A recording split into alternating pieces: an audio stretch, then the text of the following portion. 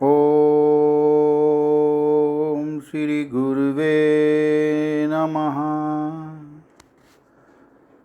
ओम शांति शांति शांति। प्रणाम भगवान। भगवान योग वासिष्ठ महारामायण स्थिति प्रकरण और सर्ग नंबर 58 से 60।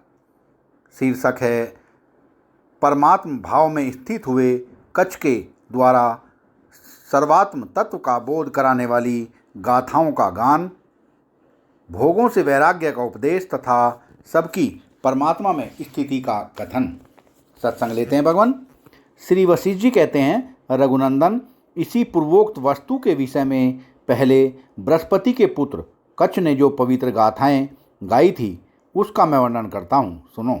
एक समय मेरु पर्वत के किसी मन प्रांत में देवगुरु बृहस्पति के पुत्र कच्छ ब्रह्म विचार में तत्पर होकर रहते थे।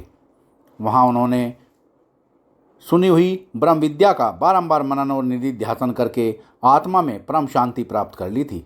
इसलिए उनकी बुद्धि परमात्मा के यथार्थ ज्ञान रूपी अमृत से परिपूर्ण थी। विरक्त एवं विवेकी पुरुषों के लिए अनादर के योग्य जो यह आपात रमणीय पांच भौतिक दृश्य जगत है, इसमें उनकी बुद्धि नहीं लगती थी। दृश्य प्रपंच के प्रति आदर न होने के कारण उसमें उनका मन नहीं लगता था। इसलिए एकमात्र सच्चिदानंद घन परमात्मा के अतिरिक्त दूसरी किसी वस्तु को न देखते हुए उन्होंने अत्यंत विरक्त पुरुष की भांति अकेले एकांत स्थान में हर्ष गद्य वाणी द्वारा यह उद्धार प्रकट किया। अहो, जैसे महाप्रलय के जल से समस्त संसार भरा रहता है, उसी प्रकार संपूर्ण विश्व परमात्मा से परिपूर्ण है। दुख जीवात्मा और सुख एवं दिशाओं से घिरा हुआ सुमहान आकाश सब परमात्मा ही है, ऐसा मुझे अनुभव हो गया। अतः उसी आनंदमय परमात्मा के ज्ञान से मेरे सारे दुख नष्ट हो गए।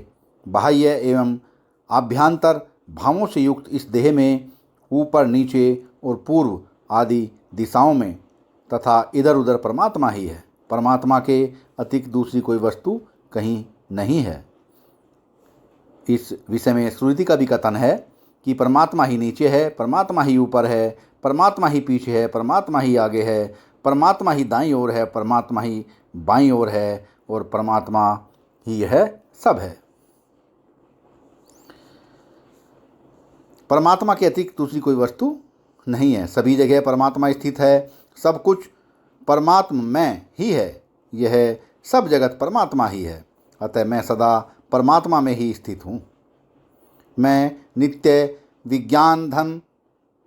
विज्ञान आनंद घन परमात्मा स्वरूप हूँ और एकाणवन के समान सर्वत्र सुखपूर्वक विराजमान हूँ। इस प्रकार की भावना करके क्रमशः घंटा नाद की तरह ओंकार का उच्चारण करते हुए वे उस मेरु पर्वत के कुंज में बैठे रहे। श्री राम वे कल्पना रूपी कलह से रहित होने के कारण शुद्ध रूप में स्थित थे। उनके प्राणों का स्पंदन हृदय में निरंतर लीन था और वे शरतकाल के मेघ रहित आकाश की भांति निर्विकार भाव से स्थित थे। ऐसी स्थिति में पहुँचे हुए महात्मा कच्छ ने उपर्युक्त गाथाओं का ज्ञान किया था। रघुनंदन, इस जगत में खाने पीने और स्त्री समागम के अतिरिक्त उत्तम पुरुषार्थ रूप वस्तु शुभ वस्तु कुछ भी नहीं है। अज्ञानियों के इस कथन पर विचार करके परम पद में आरूढ़ हुआ महान पुरुष यहाँ किस वस्तु की वांछा कर सकता है? जो मूढ़ एवं असाधु पुरुष कर्पणों के सर्व स्वभूत आदि मध्य एवं अंत में भी विनाशशील भोगों द्वारा संतुष्ट होते हैं, वे पशुओं और पक्षियों के समान गए बीते हैं। जो संसार में इन मिथ्या विषय भोगों को सत्य मानते हैं, इनकी स्थिरता पर विश्वास करते हैं, वे मनुष्यों में गधों के समान हैं। वाह भगवान वाह। इनकी स्थिरता पर विश्वास करते हैं। दोबारा से लेते हैं भगवान। जो संसार में इन मिथ्या विषय भोगों को सत्य मानते हैं, इनकी मिथ्या इनकी स्थिरता पर विश्वास करते हैं वे मनुष्यों में गधों के समान हैं। उनका जीवन व्यर्थ है। सारी पृथ्वी मिट्टी ही है, समस्त वृक्ष काष्ठमय ही है और सभी शरीर हड्डी मांस के पुतले ही हैं। नीचे पृथ्वी है और ऊपर और आगे पीछे आकाश। फिर यहाँ सुख देने के लिए कौन सी अपूर्व वस्तु है? उत्पन्न और विनष्ट होने वाली, अनित्य तथा मन और इंद्रियों के संयोग से प्रकट हुए समस्त भोग वास्तव में मिथ्या ही हैं।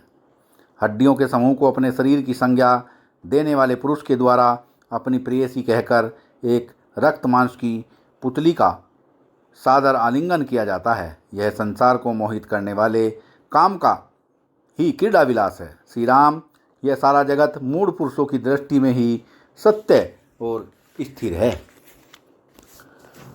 उन अज्ञानी मनुष्य के लिए ही यह संतोषदायक होता है। विवेकशील एवं विरक्त को इससे संतोष नहीं प्राप्त होता, क्योंकि उनकी दृष्टि में यह समस्त संसार क्षणभंगुर एवं विनाशशील है।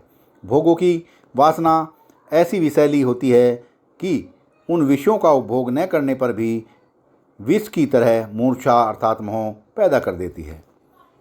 माँ बाहोराम, सृष्टि की व्यवस्था करने वाले पितामह भगवान ब्रह्मा जब समाधि से उत्थित होते हैं, तब यह जगत रूपी जीन घटी यंत्र अपनी व्यवस्था के अनुसार चालू होता है और प्राणी रूपी घट वासना रूपी रस्सी से बंधकर जीवन की इच्छा से अपने कर्म अनुसार नीचे ऊपर आने जाने लगते हैं। तब से निरंतर कुछ जीव इस भवकूप से निकलते हैं और कुछ उसके भीतर प्रवेश करते हैं। श्री राम, अनादि अनंत ब्रह्म पद से उत्पन्न हुए जीव समुदाय उसी तरह ब्रह्म में स्थित है जैसे तरंगों के समूह समुद्र में। पुण्यात्मा रघुनंदन, संसार में उत्पन्न हुए जो पुरुष केवल सात्विक भाव से संपन्न हैं, वे फिर कभी यहाँ जन्म ग्रहण नहीं करते, सर्वथा मुक्त हो जाते हैं। परंतु जो सत्वगुण प्रधान राजस प्रकृति के पुरुष हैं, उनका इस जगत में पुनर्जन्म लेना संभव है। जो परमात्मा के अधिकार प्राप्त करके प्रधान रूप से यहाँ आते हैं, और ऐसे महान गुणशाली पुरुष संसार में दुर्लभ है। सत्संग को विराम देते हैं भगवान। प्रणाम भगवान।